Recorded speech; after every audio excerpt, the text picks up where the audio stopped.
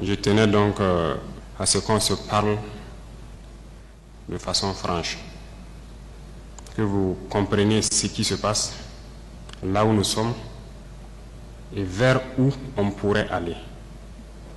Et j'insiste, où on pourrait aller, parce que c'est une condition, ça dépendra de vous. Vous êtes les acteurs de la société burkinabé et je pense que l'avenir de ce pays-là est aussi entre vos mains. Donc, chacun à son niveau doit pouvoir faire un mea culpa et se demander qu'est-ce que j'apporte à cette patrie. C'est peut-être parce qu'aussi il n'y a pas eu de langage de vérité que les gens ne comprennent pas en fait ce qui se passe. Je parie que beaucoup de gens ignorent sérieusement la situation dans laquelle nous nous trouvons. Nous sommes à Ouagadougou, très souvent à Bobo-Dioulasso, en tout cas dans les grandes villes, et la vie est tout autre. Mais hors de ces villes, vous n'imaginez même pas ce qui se passe. Est-ce que tout le monde est conscient que le territoire est presque perdu? En tant que militaires, nous reconnaissons notre responsabilité. Mais qu'est-ce qui a amené l'armée à être comme ça? C'est ça aussi la question qu'il faut se poser. Parce qu'elle a été politisée. Elle a quitté même son fondement. Il faut avoir le courage de se le dire. L'armée a été infiltrée. Et chacun agit en fonction donc de certains bords politiques. Nous observons depuis très longtemps. Nous combattons et nous observons. Et à un moment donné, on a eu espoir que ça va cesser, notamment avec les événements du 24. Mais ça n'a pas cessé. Et ça continue. Ces événements du 30 sont arrivés. Je vais vous dire ce soir où est-ce que nous en sommes, où est-ce que nous partons. Et chacun serait libre, à partir de cet instant, de son action future, soit pour la patrie ou contre la patrie. De toute façon, nous sommes tous dans ce pays et vous comprendrez avec la présentation que personne ne va pouvoir quitter. Déjà entre Bobo et Ouaga, ça devient difficile. Quand la route sera coupée, que peut-être certaines personnes vont prendre conscience. Parce que ce n'est pas permis à tout le monde de prendre l'avion entre Bobo et Ouaga. Si c'est ce pays que nous voulons, eh bien, allons-y. Souvent, je me pose la question, est-ce qu'on se demande d'où vient le terrorisme? Pourquoi le terrorisme? Tout n'est pas terrorisme.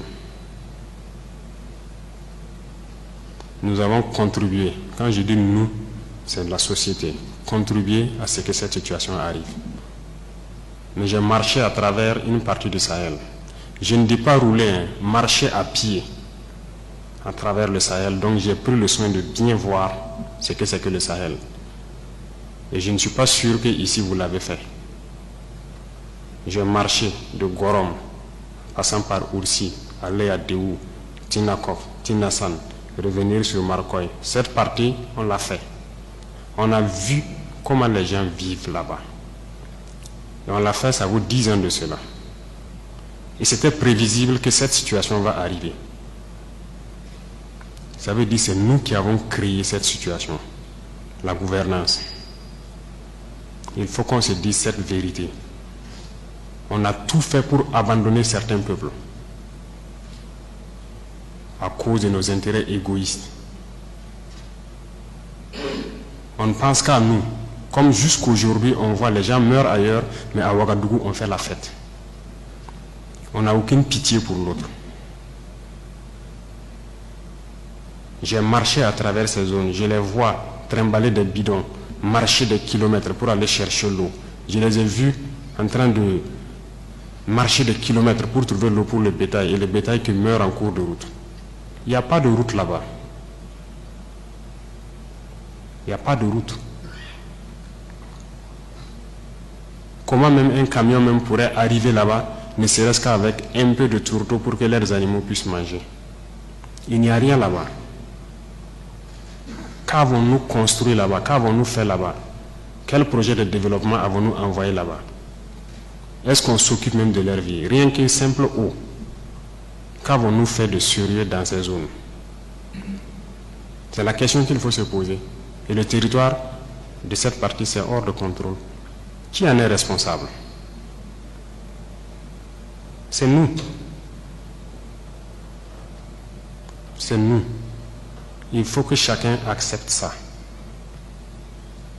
Nous avons toujours le slogan que c'est un pays pauvre. Vous êtes bien conscient que le pays n'est pas pauvre. C'est parce qu'on est méchant. On est sérieusement méchant entre nous. Les jeunes n'ont rien à faire. On a des terres cultivables. On a de l'eau. Comment on peut ne pas vouloir faire quelque chose pour eux? J'ai vécu à Djibo, avant même le début de la crise. J'ai échangé avec les jeunes de Djibo. La seule route Kongoussi-Djibo,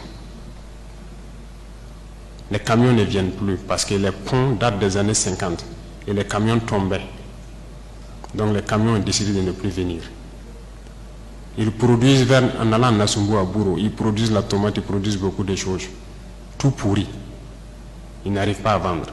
Leur marché de bétail, vous quittez Djibo jusqu'à Pétékoli, ils sont là avec leur bétail, ils n'arrivent pas à vendre.